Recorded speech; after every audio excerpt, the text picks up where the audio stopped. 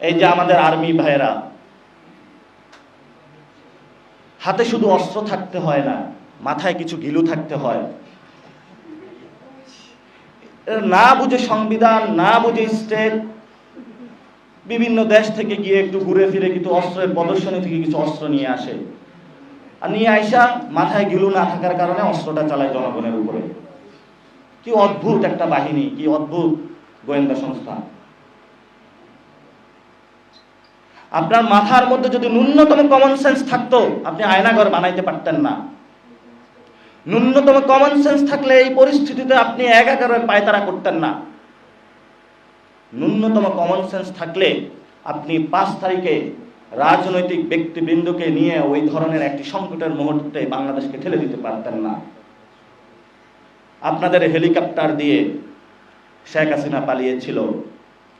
আমরা ইতিমধ্যে report publish হয়েছে, যখন 5 তারিখে ভারতের বিভিন্ন জায়গায় স্বরাষ্ট্র পররাষ্ট্র ইন্টেন্স মুভমেন্ট সেখানে চলতেছিল, শেখ হাসিনা তাদের কাছে আবেদন জানিয়েছিল, আমার দাদা বাবুরা অনেক সার্ভ করেছি, আমার জন্য একটা হেলিকপ্টার পাঠাও।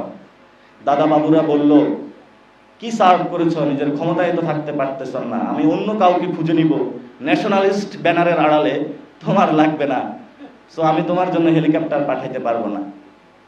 কিন্তু এই যে তারিক সিদ্দিক থেকে শুরু করে যারা ছিল, পেটগুলো অনেক বড় বড় করছে খেয়ে, বলতেছে কিছু তো দায়বদ্ধতা দিতে হবে।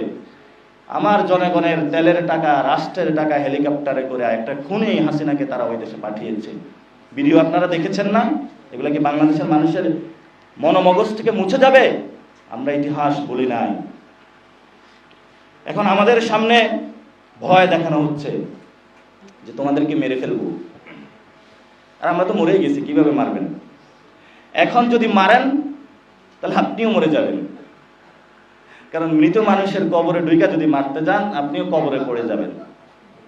এজন্য বলবো, অস্ত্র যেমন আছে আপনার কাছে, মাথায় কিছু সংবিধান, স্টেট, এই বিষয়গুলো নিয়ে নিজেদেরকে এখনো সময় আছে, নিজেদের মধ্যে জাগরণ তৈরি করেন। এই যে আমাদের আর্মি ভাইয়েরা, হাতে শুধু অস্ত্র থাকতে হয় না, মাথায় কিছু ঘিলু থাকতে হয়।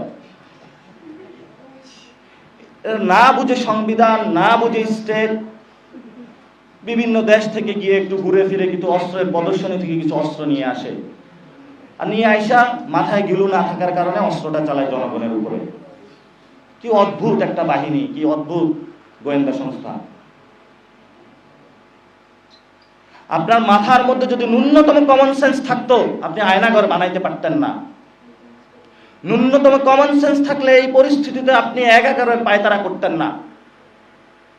ন্যূনতম কমন সেন্স থাকলে আপনি 5 তারিখে রাজনৈতিক ব্যক্তিবৃন্দকে নিয়ে ওই ধরনের একটি সংকটের মুহূর্তে বাংলাদেশকে ঠেলে দিতে পারতেন না। আপনাদের হেলিকপ্টার দিয়ে শেখ হাসিনা পালিয়েছিল।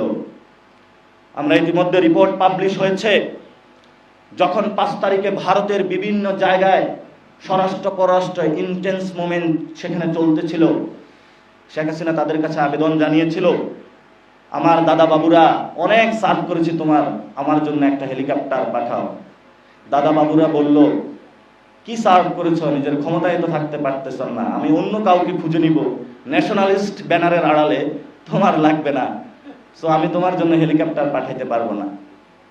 কিন্তু এই যে তারিক সিদ্দিক থেকে শুরু করে যারা ছিল, পেটগুলো অনেক বড় বড় করছে খেয়ে, বলতেছে কিছু তো দায়বদ্ধতা দিতে হবে। আমার জনগণের তেলের টাকা, রাষ্ট্রের টাকা হেলিকপ্টারে করে একটা খুনেই হাসিনাকে তারা ওই দেশে পাঠিয়েছে। ভিডিও আপনারা দেখেছেন না? এগুলো কি বাংলাদেশের মানুষের মনোমগজ থেকে মুছে যাবে? আমরা ইতিহাস বলি নাই। এখন আমাদের সামনে ভয় দেখানো হচ্ছে যে তোমাদেরকে মেরে ফেলবো, আর আমরা তো মরেই গেছি, কিভাবে মারবেন? এখন যদি মারেন তাহলে আপনিও মরে যাবেন, কারণ মৃত মানুষের কবরে ঢুইকা যদি মারতে যান আপনিও কবরে পড়ে যাবেন। এজন্য বলবো, অস্ত্র যেমন আছে আপনার কাছে, মাথায় কিছু সংবিধান, স্টেট, এই বিষয়গুলো নিয়ে নিজেদেরকে এখনো সময় আছে, নিজেদের মধ্যে জাগরণ তৈরি করেন।